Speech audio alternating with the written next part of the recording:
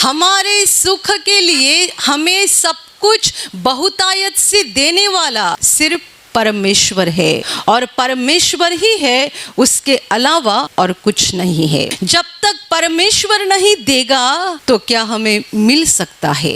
हर साल परमेश्वर आसमान से बारिश भेजता है, इसीलिए तो खेतों में अनाज उगता है, और खेतों में अनाज उगता है इसलिए तो हम सब भरपेट खा सकते हैं और जिंदा रह सकते हैं। वचन कहता है परमेश्वर पर भरोसा रखो जो हमारे सुख के लिए हमें सब कुछ बहुतायत से देता है। परमेश्वर नहीं चाहता है कि हम गरीब रहे, परमेश्वर नहीं चाहता है हम आंसू बहाते रहे, परमेश्वर नहीं चाहता है कि हमारे दिल में दुख रहे, जीवन में दुख रहे। ये परमेश्वर की इच्छा नहीं है। वो हमें अच्छा करना चाहता है, हमारे परेशानी को निकालना चाहता है, हमारे दुख और दर्द को निकालना चाहता है, वो हमारे जीवन को आशीषों से भर देना चाहता है।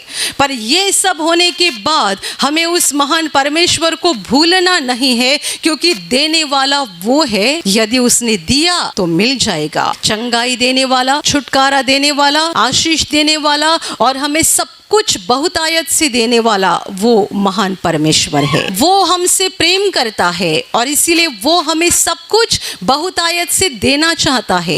प्रभु यीशु ने कहा था कि मैं तुम्हें जीवन देने के लिए और वो बहुतायत का देने के लिए आया हूँ। परमेश्वर नहीं चाहता है हमारा विनाश हो जाए, वो नहीं चाहता है कि हम शैतान के हाथ में रहकर दुख उठाए, वो नहीं चाहता है कि हम आंसू बहाते रहे, बीमारी में रहे, परेशानी में रहे। परमेश्वर की इच्छा है हमारे जीवन में खुशी रहे। ये परमेश्वर की इच्छा है हम हंसते रहे, हमारे दिल में शांति बनी रहे, हमारे जीवन में आशीषों की बारिश हो जाए। ये परमेश्वर की इच्छा है।